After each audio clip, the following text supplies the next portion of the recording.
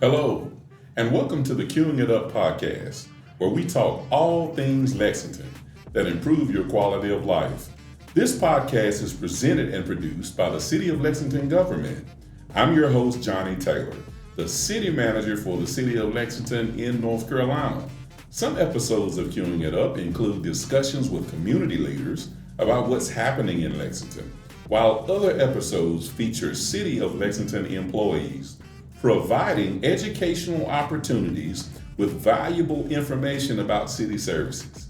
Thanks for joining us, and let's get today's episode started.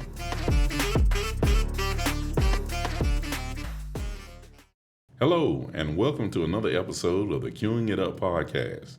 I'm Johnnie Taylor, City Manager for the City of Lexington in North Carolina. Today, we have a special guest with us that I'd like to introduce to you. His name is Chief Robby Rummage, and he currently serves as the police chief for the Lexington Police Department. Chief Rummage has been with the Lexington Police Department since 1999 and has worked in the Uniform Division and Criminal Investigations. Working his way through the ranks, he was appointed Chief of Police in March 2021. He graduated from Davidson County Community College with an associate degree in criminal justice.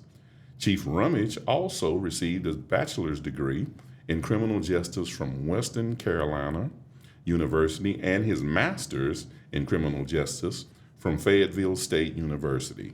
He also completed the FBI Leader Trilogy program. Chief Rummage has received his advanced law enforcement certificate and is a graduate of the North Carolina Justice Academy Management Development Program.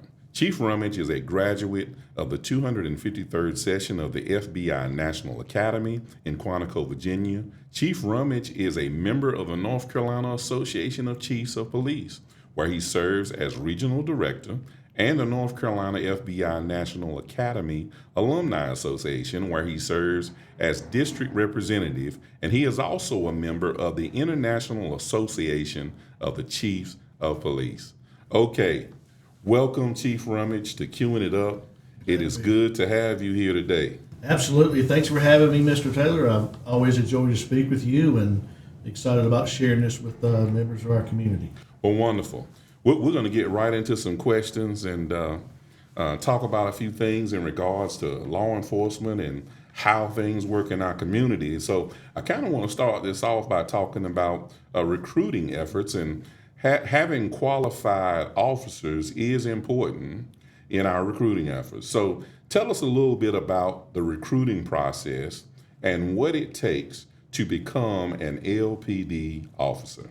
Yes, sir. So, we're always looking for qualified individuals that can be professional law enforcement officers. Now, one of the things that I like to explain to people is really, in essence, you're applying to two different entities. So if you look on our website, we currently have police officer trainee positions open, and we also have police officer positions open. The key difference there, which is what we get asked a lot, is a police officer trainee is someone who has never been to basic law enforcement training. So what will happen in that scenario is if you apply as a police officer trainee, you're going to apply through the City of Lexington, and then we review your application. Now, in essence, you're actually going to apply for two different things. And what I mean by that is once we have that city application, we're going to review it. One of our background investigators is going to reach out and contact you. And then we're going to have you do a separate application, which is driven by the state. Because a lot of times folks don't understand that we are actually applying to the North Carolina Criminal Justice Training and Standards Division, and they have a very robust process that we have to go by to do a background investigation, follow all of those things, meet those minimum requirements, make sure you have someone of good moral character.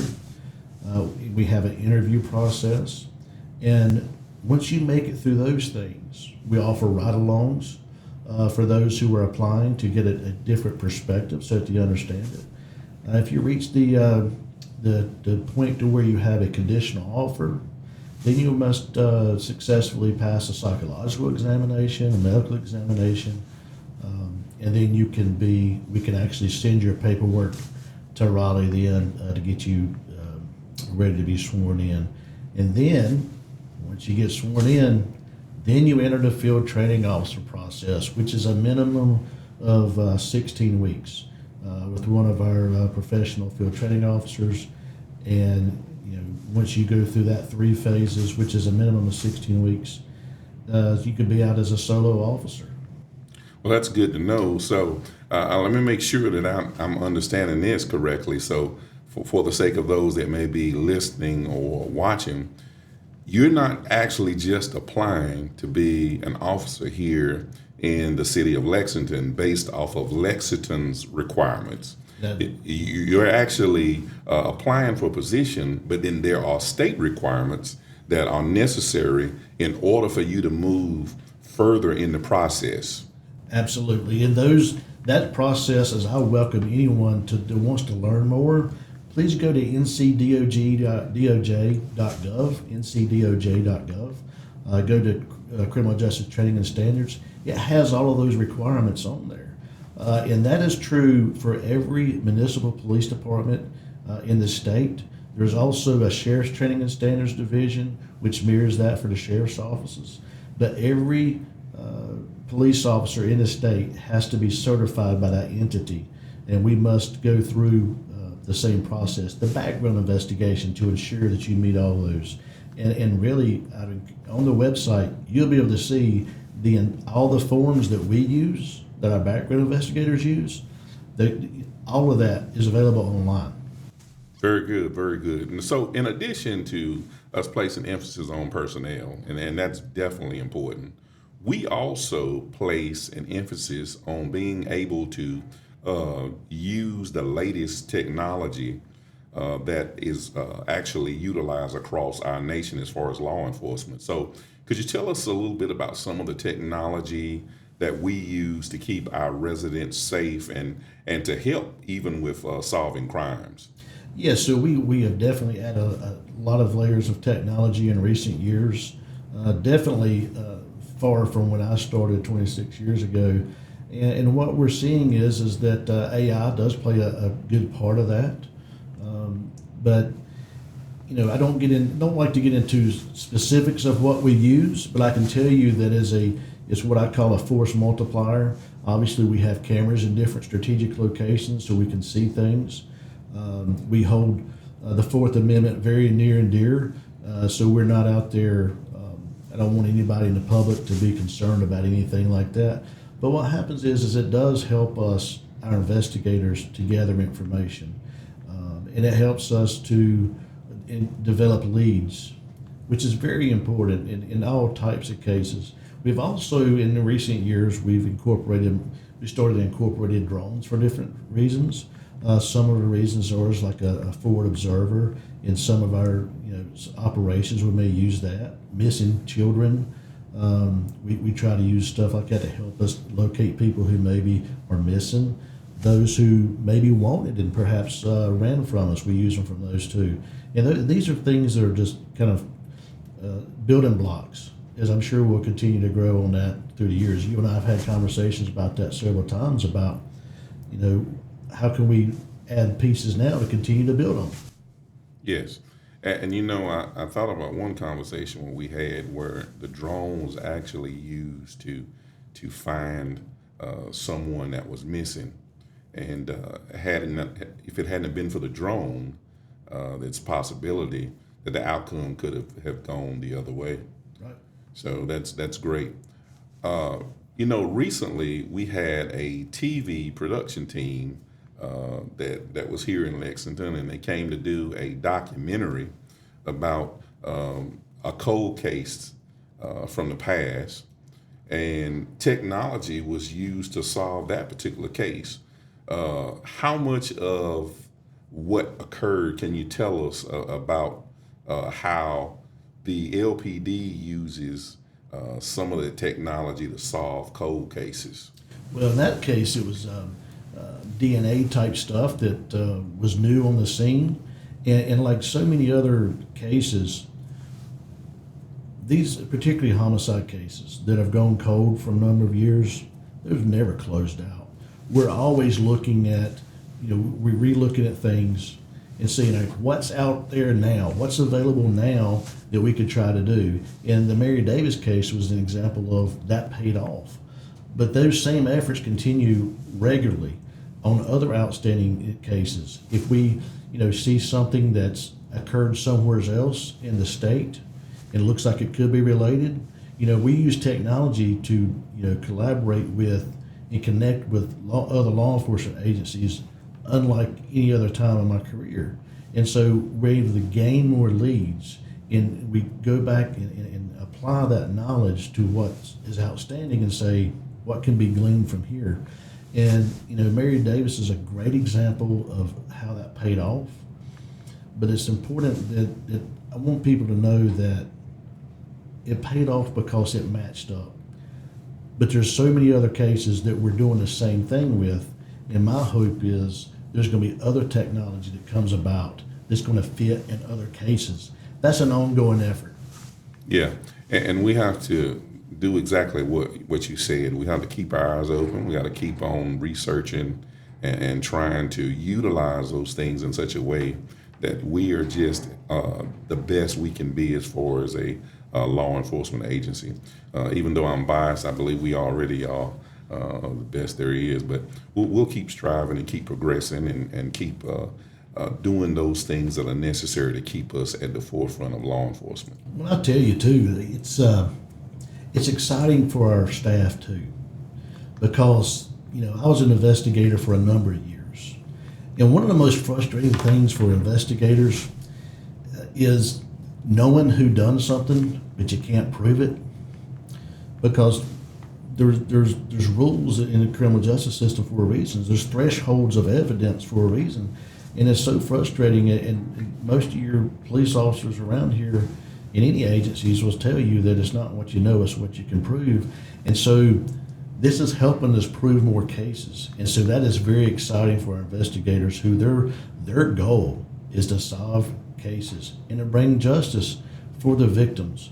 As you're well aware, I am a fan of community engagement, and we've had some conversations about, the overall environment surrounding law enforcement and how there have been some things that have occurred in past years that may have caused some misunderstandings and some concerns. And so I know we've talked about lining up some meetings and getting out here in the community so that we can have some conversations. And so what I wanted to say to you, when we do those things, what are you looking to accomplish? Yes. So great question, and I'm glad to speak to that. I'm currently in conversations with a couple of different people in the community from a lot of different perspectives from the community, because I don't want to take anything for granted. I want to make sure that I have a very good understanding of what folks' concerns are, what they're excited about, what they're concerned about, what they simply just have questions about out of curiosity, with the goal being that we do have in the spring to have community meetings so that the public can come out and do several things. They can see some of the great work that their police department's doing. They can ask questions about things that they are wondering about. My thing is, there's so much talk nationwide about different things involving so many things, particularly with law enforcement. And and as a member of a community, there may be people like, well, what does that look like in Lexington? And I want to be able to explain that. I want to be able to explain that, hey, these, the good things we're doing, because we're doing some fantastic things. And to me, helping people have an understanding of what's happening, I think is very important. And there is a component of listening to people, what their concerns are. What are their complaints? Because I'm the first one to tell folks that we want to hear all the feedback, the good feedback, the stuff that we think we can do better. That's what we always strive to do, and that's what a professional agency does. It's professional doesn't mean that we're perfect. Professionalism really guides how you deal with your mistakes. So I couldn't be more proud of our staff. They do amazing work. But at the same time, we're all collectively want to keep pursuing professionalism. And that's great. And I think another word that you're really kind of dealing with as well is, as an agency, we want to be accountable. Right. And so we don't mind the questions. We don't mind being taken to task as far as what we're doing. But we're going to continue to show that we are continuing to strive to be the best law enforcement agency that we can be. And we are definitely open to receiving feedback from our community. Well, I also want to I think it's important to mention that, yeah, we will have some community meetings coming up, dates to be determined, locations to be determined as we move forward. But if someone has questions, don't wait on a community meeting. Right. You can contact us through email. You can give us a phone call. You know, I love having conversations with people because it's an opportunity to learn. It's an opportunity for, at times for the police department, myself, to learn. There's an opportunity for a member of the community to potentially learn. I like to, I think learning and education is a huge part, and that goes two ways. So if someone wants to have a conversation about something, reach out to me. We'll schedule a meeting. I have no problem with that. I actually enjoy it. Well, I'm glad you said that. I mean, sometimes when they hear us talking about meetings in the future, maybe the thought is, well, we have to wait till then. But that's good. Yeah. You can call us as soon as you hear this podcast if you have a question, Right. and we'll definitely reach back out to you if you don't get us at that particular time and give you some feedback. That's good. So here is my, I've got a question, a time machine question Okay. that I like to ask people who come on here. And the question is, what do you see law enforcement looking like 10 years from now? What are some of the things that you think may be kind of commonplace now that may not exist now? Well, obviously technology is going to be on the forefront of that. However, I think it's got to be professional and do it right. It can't completely do away with the relationships and collaboration between the community and the police. Whether it's the way we do things now or the way we've done things 25 years ago, there's always going to be a component that police and community have to work together. There's so many cases that we would never be able to solve if it wasn't for cooperation with the community. And even with technology in place, 10 years from now, at a higher level, that's still going to be in place. I do see it looking a little bit more advanced in some respects. I think there's going to be more public-private partnerships when it comes to sharing information, technological information. I believe that there's going to be, I used the phrase force multiplier for us, which means we're going to be able to have a single person with more eyes around the city, more things interfacing in technology that's going to inform our officers better, faster, when they're on the way to a scene. Because when they get a call, there's not a whole lot of information immediately available. But having all these different areas of information being gathered is going to prepare our officers more. But at the end of the day, too, I think we have to be purposeful in making sure that the relationships don't erode because of the technology, because there's no replacement for the relationships. That's very good. So at the end of the day, regardless of what advances that are made technologically, there's still at the forefront of law enforcement is going to be that relationship between the officers or the agency and the community. And that's very exciting, to think about how we can continue to work to build those relationships as well as utilize a lot of this groundbreaking technology as we continue to try to provide services to our citizens. Right. So let me thank you, Chief, for taking the time to be here today. Thank you for what you're doing, and also thank you to all of our officers who are, sacrificing their time and effort and putting themselves even in harm's way to make sure that we have a good quality of life here, a safe environment, and a place that we can be proud to call our home. I'd like to also thank you, and as you're so supportive of the staff throughout the city. I want to thank my staff at the police department. You're doing an amazing job. I know it's challenging. but they're up to the challenge every single day. And I know we've talked a lot about technology, but I really want to highlight the fact that there's no way to fabricate human compassion. And that's what I think, not only us, but everybody in our community, that if you led with compassion, then that makes a big difference. Absolutely. So thank you again for taking your time to be here. We look forward to all of those things that are coming. We look forward to those community meetings, and we look forward to continuing to see the LPD be the best law enforcement agency in the country. Thanks for joining us on this episode of Queuing It Up. If you got some value by listening to this episode, please subscribe and leave a review on the platform you're listening to this episode on. You can also follow us on social media at City of Lexington for updates on future episodes. For more information on the City of Lexington, please visit www.lexingtonnc.gov. We'll see you on the next episode.